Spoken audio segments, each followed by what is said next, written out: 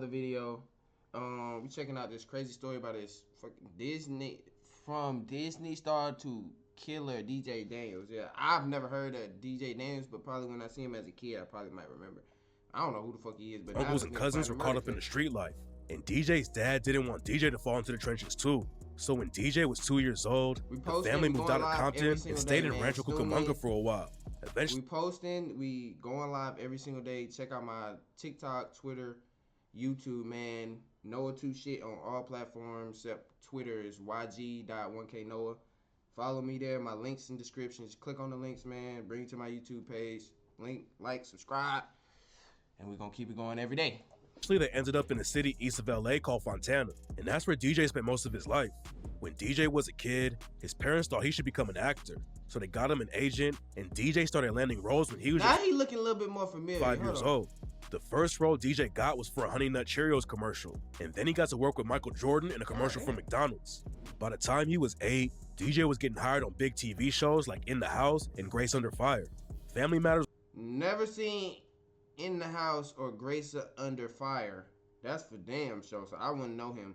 But Family Matters, this was my shit. Was one of the most popular shows back then, and DJ got a big break when he was hired to do an episode of that too. What?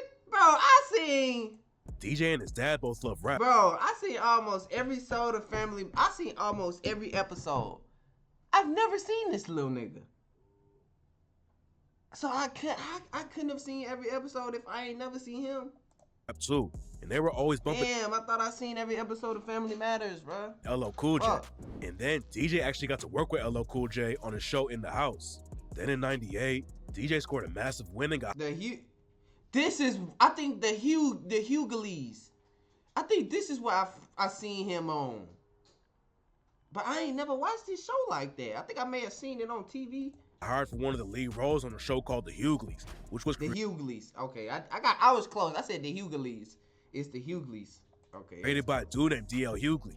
D.L. Hughley is a comedian who used to rep the Bloods in South Central. But before we get into the gang ties and how it affected DJ's murder case, we've got to break down how the TV situation went left. DL started out doing stand-up, but then he got into acting and worked on shows like Double Rush and The Fresh Prince of Bel-Air. By '98, DL had a big enough name that he was able to make his own show on ABC, and that's how he met DJ Daniels.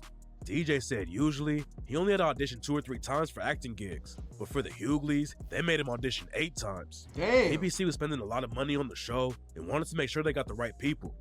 Let's talk about cell phone plans. Can't believe I'm actually using that as the hook. But seriously, Google Fi Wireless has this fast... But DL Hughley knew that he wanted DJ on the show from the jump. DL couldn't just hire DJ because ABC had to greenlight it, but eventually DJ got the job and it was looking like he was about to become a star. The Hugleys was on for 4 seasons and everyone on the show became like a second family for DJ. He was still just a kid though, and DJ was always getting in trouble for not keeping up with school. Since DJ was a kid, his real parents were always on set too, and his mom used to take belts from the wardrobe department so she could whoop DJ when he got into trouble. Bro, what? Bro, why you whooping this nigga on set in front of everybody, bro? Who this nigga mama? You dead ass gonna get a belt and then you gonna get the belt from the wardrobe set? This bitch ain't even she ain't even bring her own belt to whoop the little kid at. She go get a belt from the studio. Nah, that's some black people. That's some black mama shit right there. Can't count. That's crazy. God damn, that had to be embarrassing. How you gonna get your ass whooped on set, then go supposed to act like you didn't get your ass whooped and then just act amazing? Like, yo, if this nigga still acting after getting his ass whooped, he's an amazing actor. I don't know why he didn't go further. Mother would go get a belt from wardrobe and whoop him on the set. That's Eventually, crazy. the Hugleys got canceled because the show wasn't getting enough views. DJ kept it pushing though and was still getting some jobs. He worked on more TV shows like ER and The Bernie Mac Show. And in He was 2005, on Bernie Mac show? Yo, this DJ Hughley nigga, I've never seen this nigga. I done seen a few of these shows he was on, but I've never seen him. he got another big break when Disney hired him for a movie. Yeah, called Sky High. Sky High Look was my shit now. If you know about Sky High, man, you a real one. You feel me? Sky High was that shit back in the day. I thought this movie was so fire. If you go watch this shit right now, this shit ass. This shit so trash. I used to be like, bro, how could I watch all these Disney movies and shit? I used to be so amazed, like, oh my God, this shit is amazing. Then I watch this shit now. That shit be so trash. Bro, that shit be so trash. Like DJ was gonna have this movie was good, but it's probably ass as fuck now. Long career. But then he that's DJ! I remember him! Nigga, I didn't know like that was DJ. was gonna have a long career. But then he did good in this movie. I remember this nigga. He was one of my favorite characters too. He had his superpower was stretchy or some shit. It was something. It was something that was straight. He just disappeared out of nowhere. Liquid. That nigga turned into Liquid. Yeah, I told you he was on like some liquid stretchy shit. He had been acting for over 10 years, but in 2006, DJ had one episode on the show called Cold Case, and that was it. Nobody heard about him for years. Damn. Then in 2011, the news broke that DJ had been arrested for murder. In August 2011, DJ went to a bar in Stockton with his homies Dwayne and Marcus. According to witnesses, DJ and Dwayne... Why this nigga DJ... Nigga, you grew up as a child actor, gang. Where's all these face tats coming from? They were throwing up gang signs inside the bar. Then after the bar closed, everyone went outside and shots started going off down the street. Damn. Nobody at the bar was involved with the shooting, but the situation put everyone on edge. There's a couple of different stories about what happened next, but this is what went down according to the prosecution. After the shooting happened down the street from the bar, DJ, Dwayne, and Marcus were walking around calling out gang language. Then they spotted a dude named JJ and pressed him about where he was from. JJ allegedly didn't have any street ties, so he told DJ and his homies, "I don't have nothing to do with that." That's when DJ, Dwayne, and Marcus started surrounding JJ and were about to jump him. JJ's homies saw what was about to happen though, so they got involved and everyone started swinging. DJ's homie Marcus wasn't just throwing punches though. He had a knife with him and stabbed JJ. Damn. After a few seconds, the two sides stopped fighting, and that's when one of JJ's friends saw him leaning against a mailbox. JJ was bleeding all over the place and couldn't breathe, so his homies helped JJ get into a car. JJ's homies were gonna take him to the hospital, but before they could get away, DJ's homie Marcus went over to their whip and started punching JJ again. What? Eventually, JJ's homies drove off and called an ambulance. Wait, hold on. Eventually, JJ's this nigga stabbed, bleeding to death, and this nigga gonna go over there and start homies punching drove him off again? and called an ambulance. God. Eventually, JJ's homies drove off and called an ambulance. Marcus went over to their whip and started punching JJ again. Eventually, so his homies helped JJ get into a car. JJ's homies were gonna take him to the hospital, but before they could get away, DJ's homie Marcus went over to their whip and started punching JJ again. Eventually, JJ's homies drove off and called an ambulance. But there was another shooting in the area, and the paramedics had to wait for the cops to come before they could get to JJ. And by the time JJ got help, it was already too late. He had cuts all over his body, and his heart and left lung both got stabbed. And JJ was tragically pronounced dead that night. DJ and Dwayne were both arrested at the scene, and then Marcus turned himself in a couple days later. DJ had never been locked up before, and when he got arrested, he had no idea that JJ was dead. DJ thought it was just a fight and the situation wasn't that serious, but then the cops told him he was getting booked for murder. Damn. Nobody had heard DJ's name for years, and when the news broke that he was facing a murder charge, it shocked everybody. In his research, Dr. Morrison identified a paradox. A moment.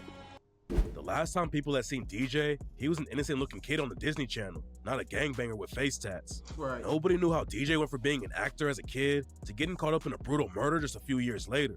But according to DJ, everything started falling apart around 2006.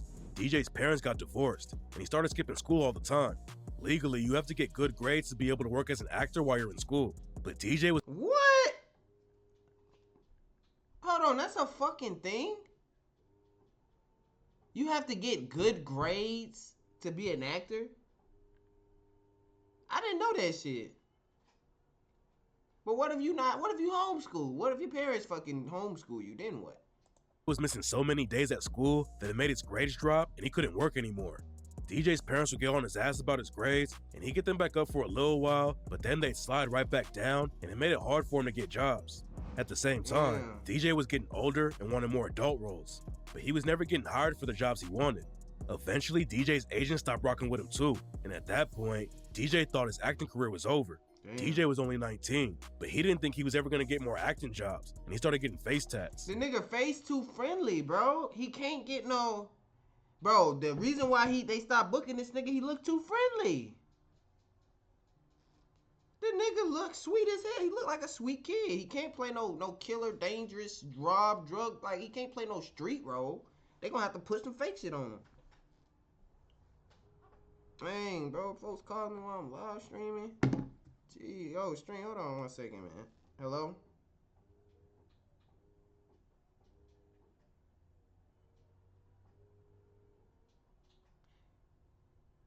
Yeah, you. Wait, where? Hold on, I'm on a stream. Hello? Like, what the hell? In my mind, I was done acting. Oh, so you, at one point, you just said, I'm done. By the time I wasn't doing my grades and stuff and I wasn't getting no more gigs, and even my agents was like, all right, we ain't messing with you. I had already put it in my head like, hey, I'm done with acting.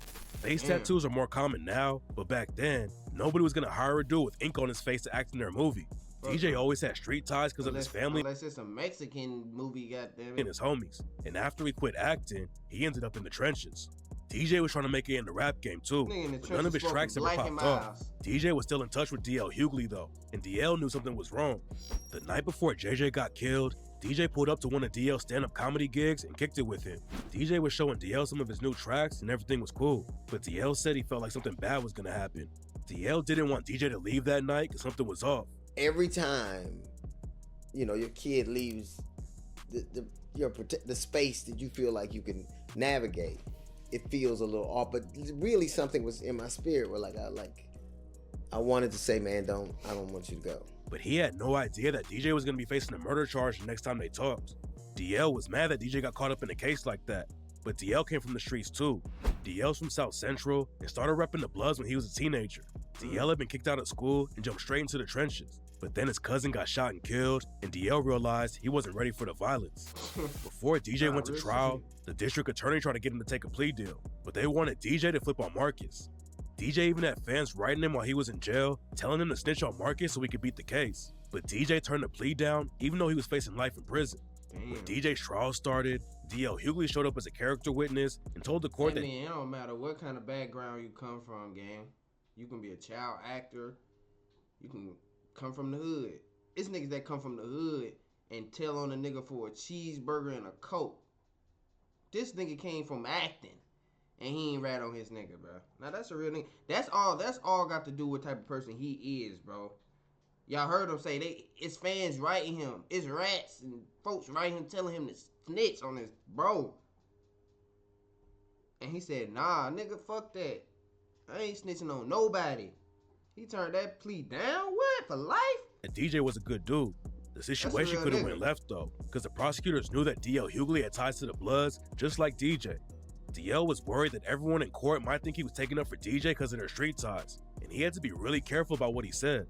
The trial went on for months, but in December 2012, the news broke that DJ and his homie Dwayne both beat the charges. DJ said it was sweet and sour though, because Marcus went down for the whole thing and got hit with a 12-year sentence. Pi is a free browser extension that blocks ads on your favorite sites. That ain't on him. And then that's not on DJ. They gave him the opportunity to snitch. Marcus testified and took the... So, I mean, he's saying it's bittersweet because his homie still got locked up, but shit, nigga. Fall for the whole situation. He ain't have to rat. Could have thrown DJ into That's what these niggas don't understand. These niggas be snitching, and they could have got out without snitching. Under the bus, but instead he told the court that they didn't have anything to do with JJ's death. DJ walked free, but the murder still had a big effect on him. He told DJ Vlad that he used to talk to JJ before he said his prayers every night, and DJ even has a face tat that says, "Rest in peace, JJ." I was spiritual back then, so I actually used to talk to him. Really?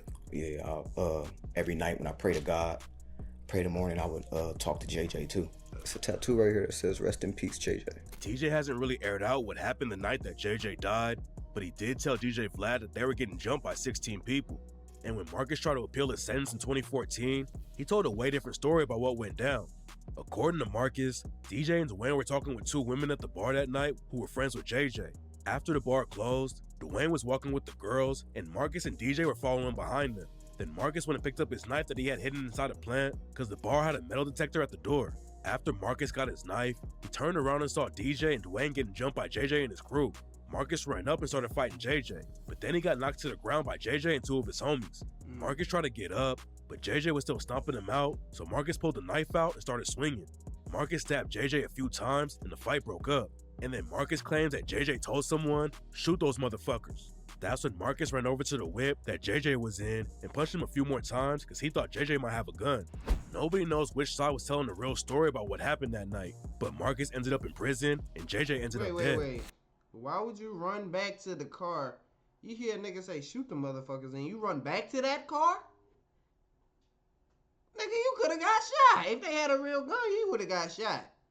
That makes no sense. You already left. They leave to their car. You leave to your car. You hear a nigga say, shoot them niggas. Then you leave your car to run back to their car and punch them some more? Come on, man. And punched him a few more times. That's why they locked his ass up. That don't make no sense. If it's already broken up, why go run back? He thought JJ might have a gun. Nobody knows which side was telling the real story about what happened that night. Don't make but no Marcus sense. ended up in prison and JJ ended up dead. Marcus kept his head down in prison though and came home in 2020. And instead of jumping back in the trenches, he started going to college at NYU. A couple of years after DJ beat the case, he had a small part in a short film called Blame It on the Streets and got to work with YG. But that's the last time he was on the screen. DJ was trying to get it popping in the rap game for a while. He goes by the name Boy Truth now, but the last time he dropped a song on YouTube was 2023, and it didn't even get 1,000 views. And even though DJ's acting career fell off, and he never popped off in the rap game, at least he's still free instead of sitting in prison for the rest of his life. Damn, that nigga ain't even get 1,000 views. God damn.